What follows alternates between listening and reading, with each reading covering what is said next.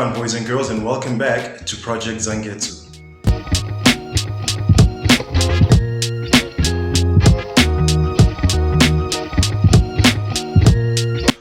Alright guys, today we're going to be talking about the basics of how turbochargers work. Now, those of you that are familiar with the underground car culture scene or modifying cars and motorsports and stuff like that, no doubt you would have heard a little something about turbos or superchargers or NOS and stuff like that.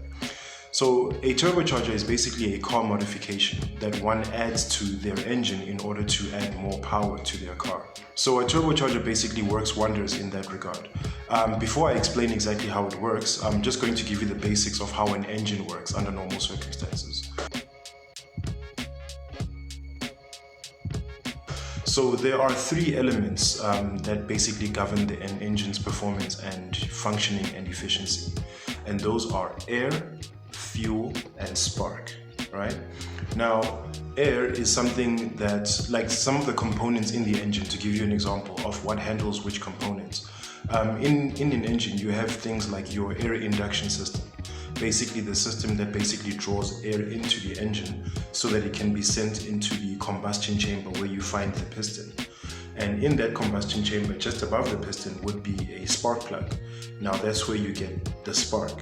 And then you also get fuel. Now fuel is delivered through your fuel injectors if you have a fuel injected car. Otherwise, a carburetor would work differently. So now in that combustion chamber, you've got the air, fuel, and spark meeting together.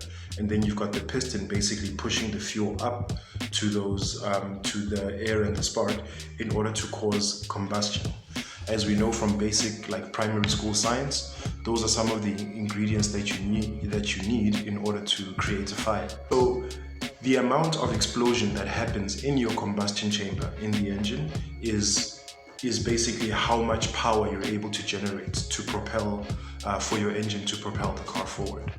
Now, before turbochargers, some of the ways that people used to increase the power performance of their engines would be to increase either the displacement of the piston chamber or the cylinder, where the piston basically travels up and down to pump fuel, or you would have to increase the displacement or size of the engine itself.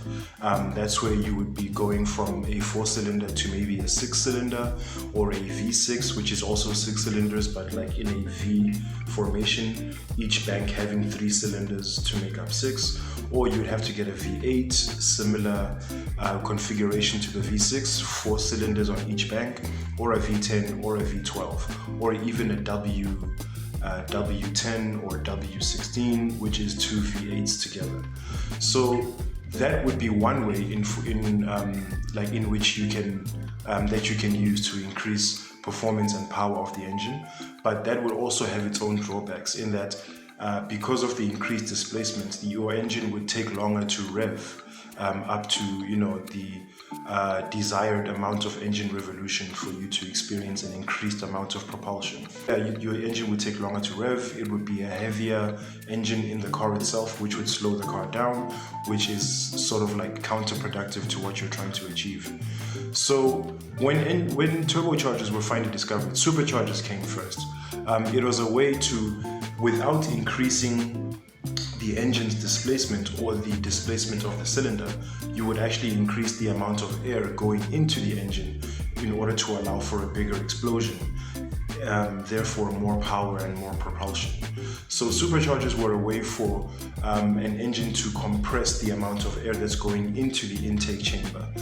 Even though the engine itself is not bigger, the amount of air that's going in is bigger, which is going to cause a bigger explosion in the engine itself.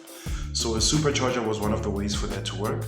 But then the supercharger had its own drawbacks because it basically ran on the belt and the crankshaft of the engine. So the amount of air that it was able to actually force into the cylinder was limited. And that's when we developed turbochargers. So now turbochargers basically have 3 main components to them.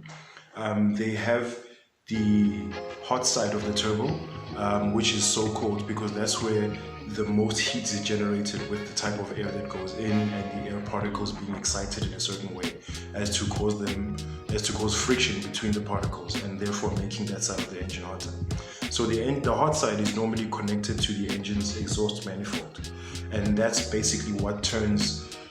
So it's the hot side of the engine, it's the cold side of the engine, which is also like the inlet side, of the turbo, as well as the turbine wheel, which is inside the hot side of the engine, and the turbo compressor wheel, which is in the cold side of the engine, and the compressor shaft, which basically connects both the compressor as well as the turbine wheel, causing them to spin basically at the same speed. They work together in the compressing of the air.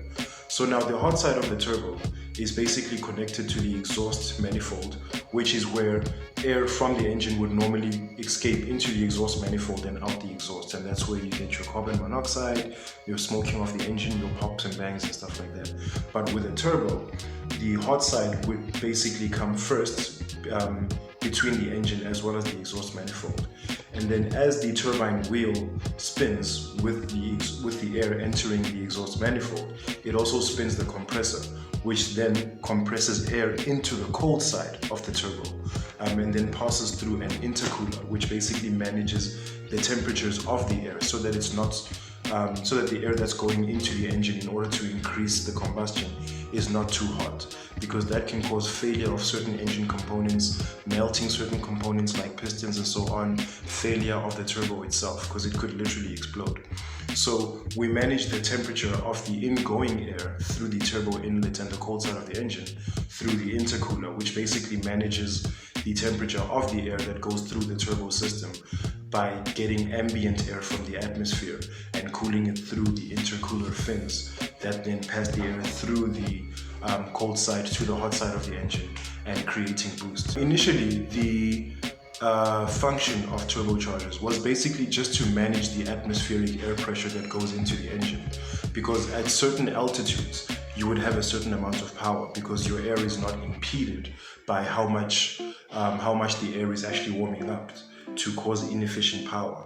So the turbo was basically used just to make sure that the air stays at the altitude that it's supposed to in order to be more efficient in increasing the power output that the engine would put in. So intercoolers would work in that regard. So there you are getting an increased amount of air that's going into the engine than normal, which causes a bigger explosion and therefore causes more power. And we call this phenomenon forced induction.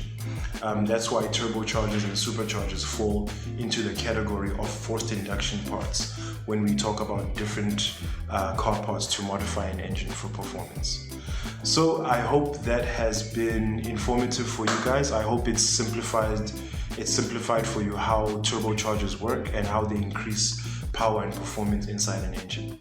If you enjoyed this, please click on the thumbs up icon and leave us a like, and please go ahead and comment down below if you'd like to find out some more intricate information on some of the components of the turbocharging process. I'd be happy to make some follow-up videos on that.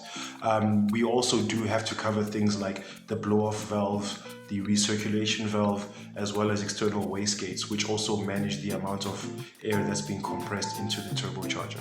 So if you'd like to hear more about that, please go ahead and type in the comment section down below, and I'll be happy to fulfill the request. In such a way that we don't scrub this off. Need to put this in like a glass case, bro. It needs to happen. Alright guys, that's gonna bring us to the end of today's video. If you enjoyed it, please go ahead and click on the thumbs up icon and leave us a like. And if you'd like to see more from Project Zangetsu, please go ahead and click subscribe, and be sure to hit that bell icon so you are notified each and every time I drop new content on this here channel. As usual, people, take care of each other, stay awesome, and keep the dream alive. Peace.